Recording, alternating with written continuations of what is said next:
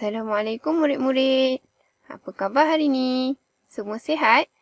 Kalau sihat, ucap Alhamdulillah. Baik. Hari ini kita akan masuk tajwid tahun 3. Sebelum tu, jangan lupa kita gunakan buku ini. Buku tajwid tahun 3. Pastikan buku yang sama dengan yang Ustazah tunjukkan ni. Hari ini anak-anak boleh rujuk muka surat 6 dan 7. Jadi seperti biasa, sebelum belajar, kita kena mulakan dengan apa? Kita kena mulakan dengan doa sebelum belajar. Baik, kita baca sama-sama. Semua tanda tangan. Bismillahirrahmanirrahim. Allahumma aftah alaina hikmataka wa anshur alaina min khazaini rahmatika ya arhamar rahimin. Rabbi shrah li sadri wa yassir li amri wahlul 'uqdatam min lisani yafqahu qawli. Rabbi zidni ilman warzuqni fahman waj'alni minas salihin. Innahu min Sulaiman wa innahu bismillahirrahmanirrahim. Inni ra'aitu ahada asyara kawkaban wasyamsa wal qamara ra'aituhum li sajidin. Amin ya rabbal alamin. Baik. Semua nak tahu hari ni kita akan belajar topik apa? Kalau anak-anak nak tahu topik apa kita akan belajar hari ni, kita akan belajar unit 2, makhraj al-halqi. Apa yang ada dalam makhraj al-halqi ni? Jom kita tengok yang pertama. Pengertian al-halqu. Seperti biasa, mana-mana tajuk kita mesti ada pengertiannya. Jadi hari ini kita akan belajar pengertian al-halqu. Apa itu pengertiannya? Pengertian al-halqu ialah bahagian halqum atau kerongkong. Pengertian al-halqu ialah bahagian halqum atau kerongkong. Seterusnya, huruf al-halqu. Lepas kita dah tahu pengertian, kita nak tahulah pula apa huruf-huruf yang ada dalam al-halqu ni. Jom kita tengok. Huruf-huruf yang keluar dari al-halqu ialah pertama, hamzah. Kedua, ha. Ha ni kita panggil ha apa? Selalu orang panggil ha bulat. Seterusnya, ain. Ha. Ghain. Dan kha. Anak-anak jangan lupa je, tak ada 6 huruf al-halqu di sini.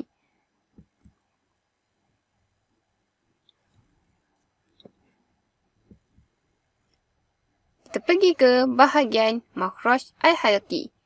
Apa dia bahagian makhraj al-halqi? Jom kita lihat. Pertama, aqsal halqu. Pangkal halqum. Kedua, wastul al-halqu. Tengah halqum. Ketiga, adnal halqu. Hujung halqum. Pastikan murid-murid ingat, kita ada 3 bahagian makhraj al-halqi. Okey, kita tengok bahagian makhraj al-halqi ni. Di manakah bahagiannya?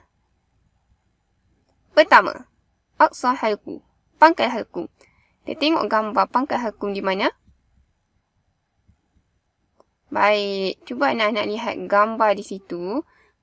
Ini adalah kawasan pangkal halqum. Jadi huruf-huruf pada pangkal halqum adalah hamzah dan ha.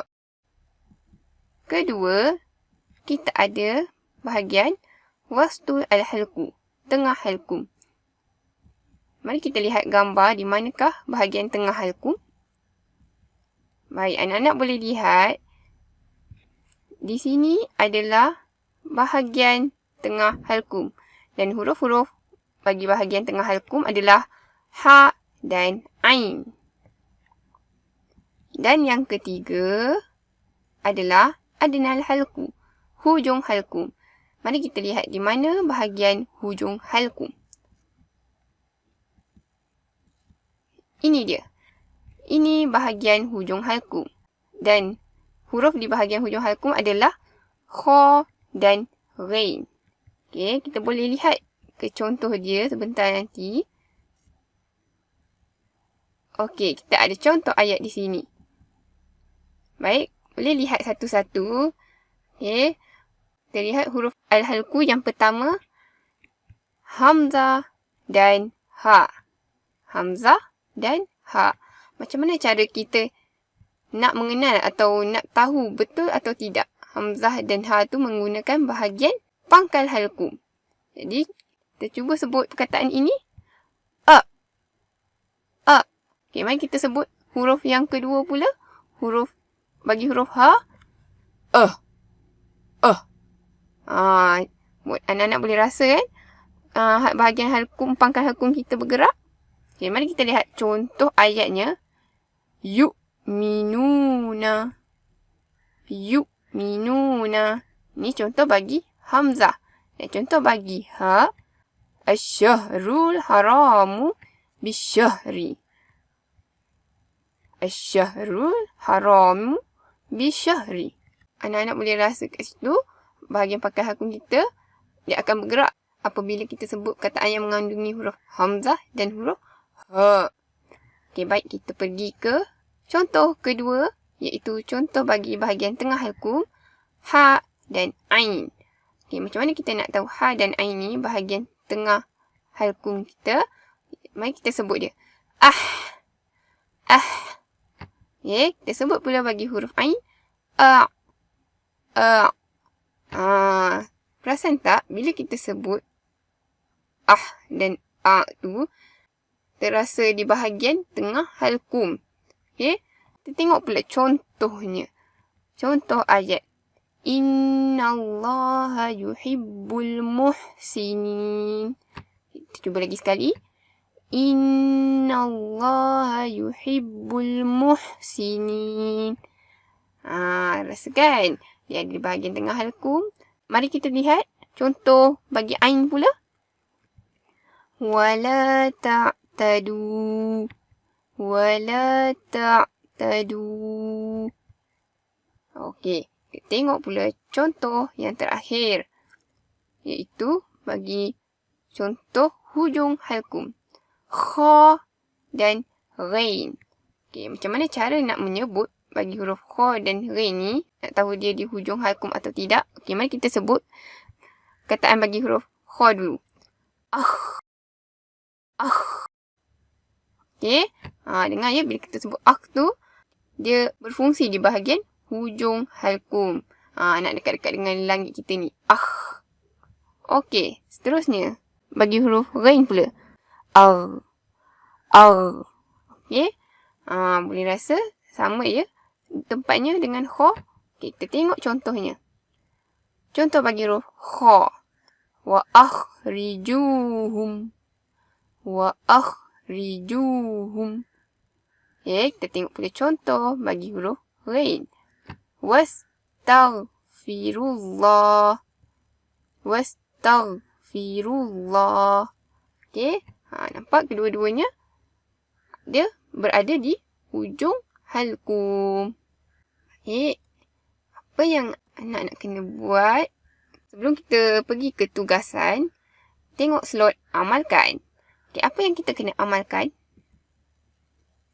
Menyebut makhraj al-halqi dengan betul ketika membaca Al-Quran.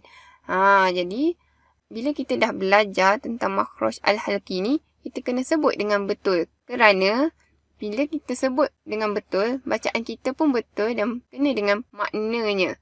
Tetapi, bila kita sebut dia dengan cara yang salah, ditakuti merubah maksud perkataan itu. Okey, jadi, barulah boleh pergi ke tugasan.